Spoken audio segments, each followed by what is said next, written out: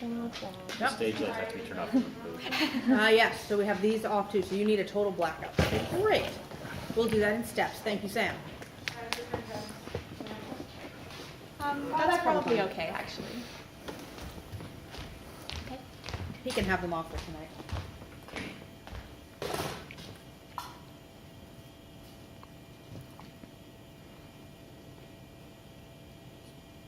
Playing.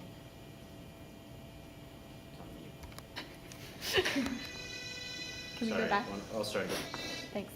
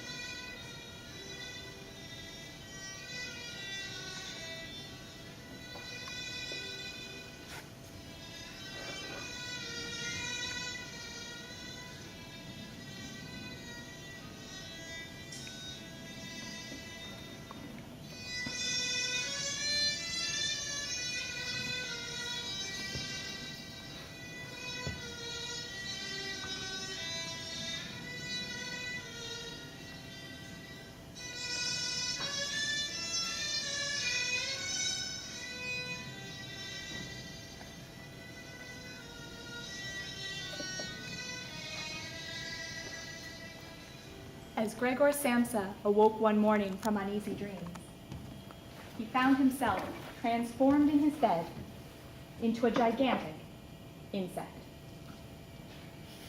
His numerous legs, pitifully thin compared to the rest of his bulk, twitched helplessly before him. Perhaps I should go back to sleep and forget all of this nonsense for a bit, thought Gregor, and he tried to roll over onto his side, the only position in which he could sleep.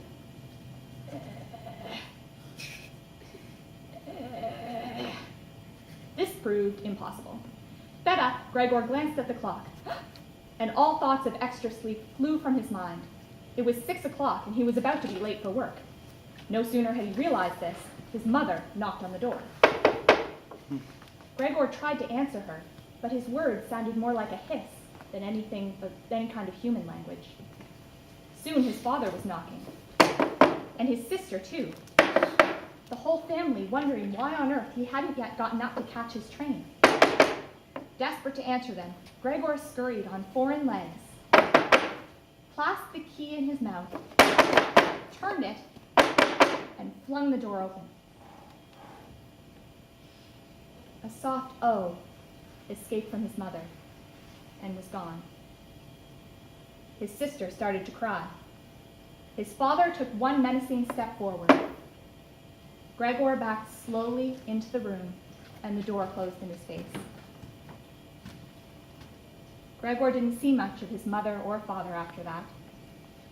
Only Greta remained, bringing him food and cleaning his room, while he hid under the bed to spare her the horror of his appearance. When Greta wasn't there, Gregor had discovered a new hobby. A sticky substance on the bottom of his feet made it possible for him to trace tracks over the walls and ceiling. Gregor especially loved hanging suspended from the ceiling. It was much better than lying on the floor.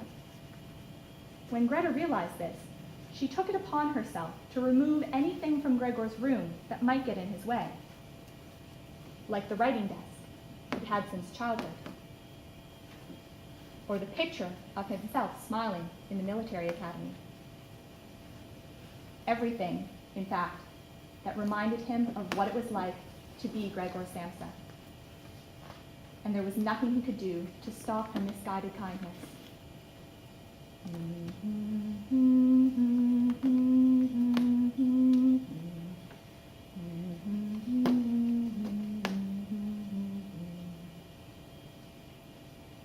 The weeks and months passed, and Gregor grew weaker alone in his room.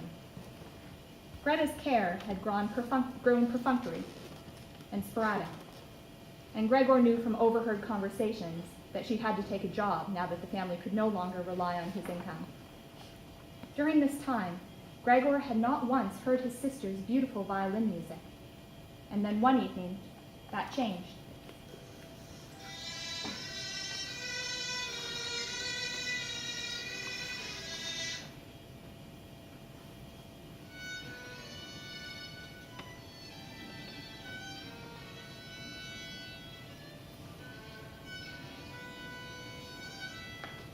Emboldened by the music, Gregor dared to push the door open just slightly with his head. His sister's sad eyes followed the notes on the page, and Gregor lowered his head so that his eyes might meet hers. Was he an animal that music had such an effect upon him? Gregor felt as if the way were opening before him to the unknown nourishment he craved.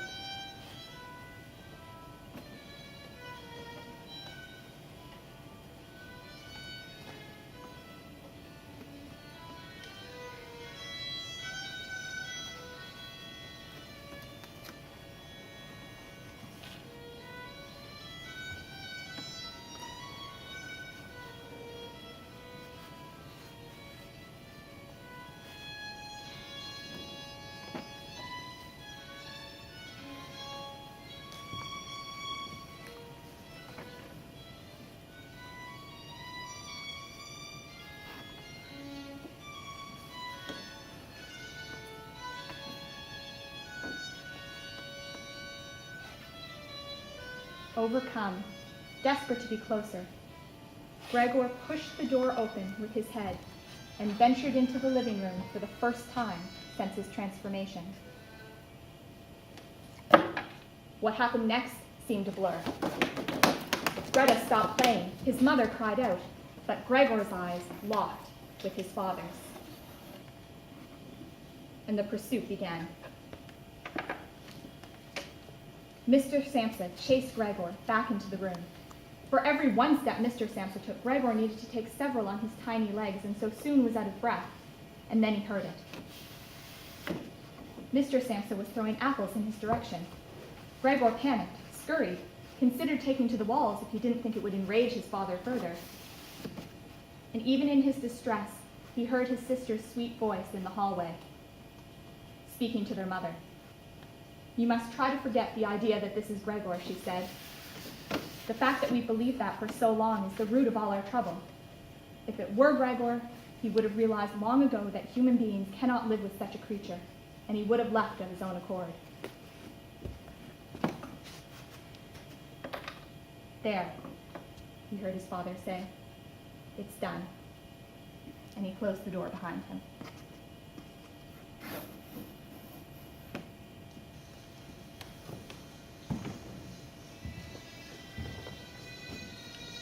As the searing pain in Gregor's back began to subside, he thought of his family with love. The idea that he must disappear was one that he held to even more strongly than his sister, if that were possible. And in this state of vacant and peaceful meditation he remained until the clock struck 3 in the morning. Then his head lowered of its own accord, and the last breath of life flickered from his nostrils.